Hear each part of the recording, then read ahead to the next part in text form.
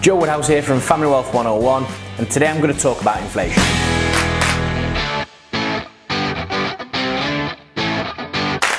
Inflation is the rising cost of goods, and any economy needs it in order to grow. Remember when your parents told you that they bought the first house for the price of a loaf of bread these days? That's because of inflation. But it also has a downside, and that's the effects that inflation has on your money. And once you take that into account, that is what is known as the real return. So let's look at some figures.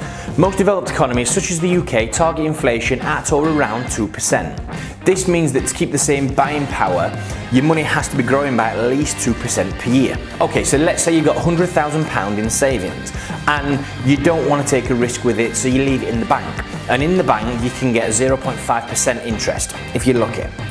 So you've made 500 quid, right? No, in fact you've lost £1,500, because for you to buy the same amount of Starbucks coffees or pens next year, your £100,000 would have to be worth £102,000. This is known as keeping its buying power.